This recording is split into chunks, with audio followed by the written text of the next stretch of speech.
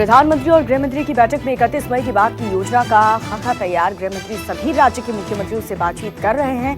कई राज्यों ने लॉकडाउन बढ़ाने की मांग की है। देश में रेल और एयर ट्रांसपोर्ट कुछ विशेष नियमों के साथ शुरू हो चुके हैं और ऐसे में लोकल लेवल पर इकोनॉमिक एक्टिविटीज के साथ अब मेट्रो रेल सेवाएं भी शुरू की जा सकती हैं। मोदी सरकार के दूसरे कार्यकाल की पहली वर्षगांठ पर बीजेपी चलाएगी अभियान। 23 जून तक चलने वाले इस अभियान में सरकार की उपलब्धियों का प्रचार किया जाएगा। बीजेपी के राष्ट्रीय अध्यक्ष जेपी नड्डा आज फेसबुक के जरिए करेंगे शुभारंभ। लॉकडाउन के बाद बूथ स्तरीय कार्यकर्ताओं को सक्रिय करने के लिए नई गाइडलाइंस भी जारी की जाएगी।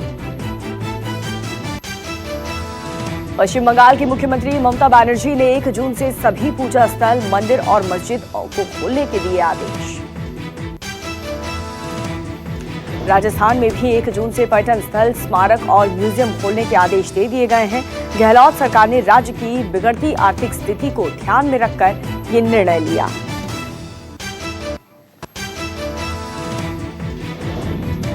और दिल्ली में एक बार फिर से भूकंप महसूस किए गए। इस बार रिएक्टर स्केल पर भूकंप की जो तीव्रता थी वो 4.6 आंकी गई। कोरोना वायरस के साथ भूकंप के झटकों के कारण लोगों के मन में खौफ का माहौल बना हुआ है।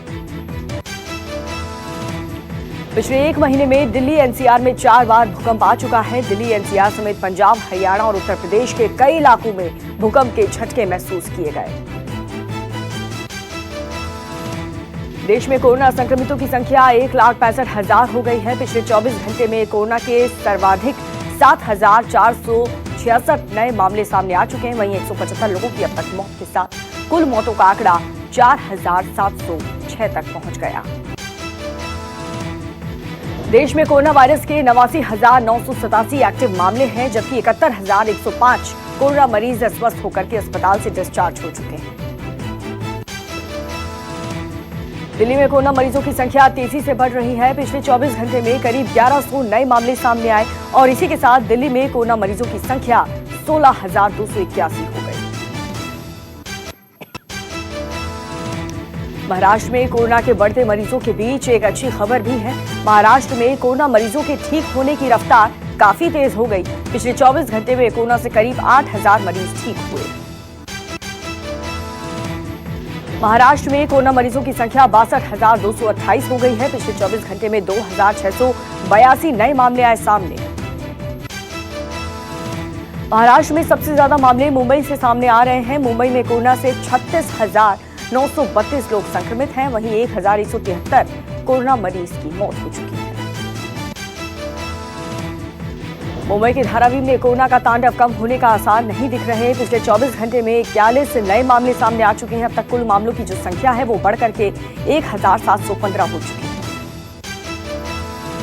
गुजरात में कोरोना मरीजों का आंकड़ा 15,943 तक पहुंच गया। वहीं पिछले 24 घंटे में 372 नए मामले सामने आए हैं। गुजरात की राजधानी और अहमदाबाद कोरोना का हॉटस्पॉट बन चुकी है। पिछले 24 घंटे में 253 नए मामले सामने के साथ कुल मरीजों की जो संख्या है वो 11,597 हो चुकी है। देश में मॉनसून कुछ ही दिनों में दस्तक देने वाला है। आज देश राजधानी दिल्ली में आंधी के साथ हल्की बारिश होने की संभावना है। अगले कुछ घंटों में 60 किलोमीटर प्रति घंटे की रफ्तार से धूल भरी आंधी चल सकती है। राजस्थान कोरोना महामारी के खिलाफ जंग लड़ रहा है, लेकिन इसी बीच बीजेपी नेता लॉकडाउन की धज्जियां उड़ाते देखे गए। धारा 144 का उल्लंघन करते हुए भीलवाड़ा में बीजेपी दफ्तर का उद्घाटन किया गया। यूपी के बाराबंकी में कोरोना महामारी से बचाव के लिए लोग मास्क की जगह गमछे का प्रयोग कर रहे हैं। पीएम मोदी मास्क की जगह गमछा इस्तेमाल करते हैं और इसी को देखते हुए बाजार में गमछे की मांग काफी ज्यादा बढ़ गई।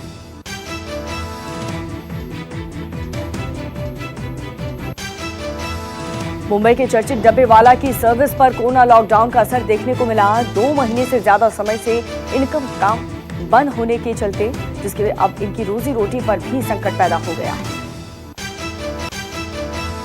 मुंबई के डब्बेवाला लोकल ट्रेन और साइकिल से लाखों लोगों को खाना पहुंचाते हैं। विश्व भर में ये डब्बे वाले चर्चित हैं। इनकी सर्विस कभी भी बंद नहीं होती, लेकिन लॉकडाउन में इनकी हालत काफी खराब हो गई।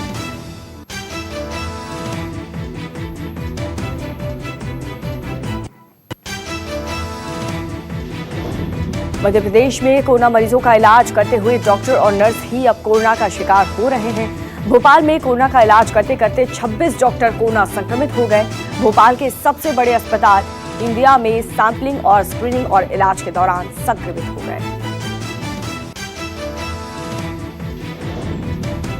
लॉकडाउन की वजह से शादियों में मौसम में भी सन्नाटा है। लखनऊ के एक परिवार में मई में शादी थी, लेकिन लॉकडाउन के चलते अब गुरुद्वारे में बिना बैंड बाजा बारात की शादी करनी पड़ी। जम्मू कश्मीर के उधमपुर में एलपीजी सिलेंडर ले जाते ट्रक में अचानक से आग लग गई और इस दौरान ट्रक में रखे सिलेंडर फट गए, जिससे ट्रक आग का गोला बन गया। इस घटना से सड़क पर लंबा जाम भी लग गया।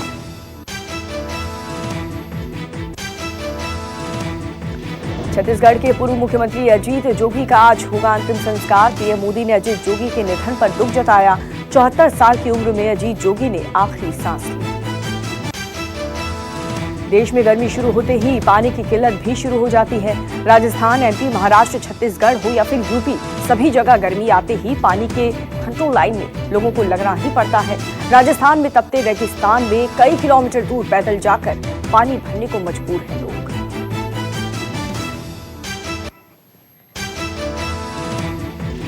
कोरोना महामारी से त्रस्त अमेरिका ने विश्व स्वास्थ्य संगठन से हटने का ऐलान कर दिया। अमेरिकी राष्ट्रपति डोनाल्ड ट्रंप ने कहा कि डब्ल्यूएचओ पूरी तरह चीन के नियंत्रण में है।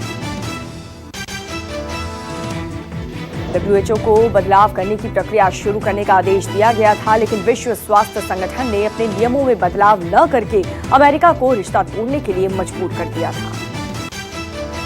पूरे विश्व में करीब 60 लाख लोग कोरोना पॉजिटिव हो गए हैं। 60,25,396 कोरोना मरीजों में से 3,66,401 लोगों की मौत हो चुकी है।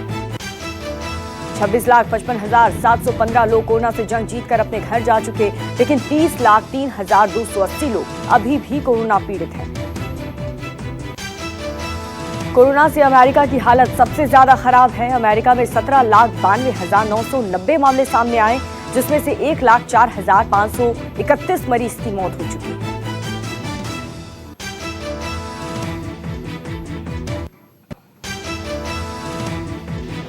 रूस में कोरोना मरीजों की संख्या 3,87,623 तक पहुंच गई। रूस में एक दिन में करीब 8,000 मामले सामने आ रहे हैं।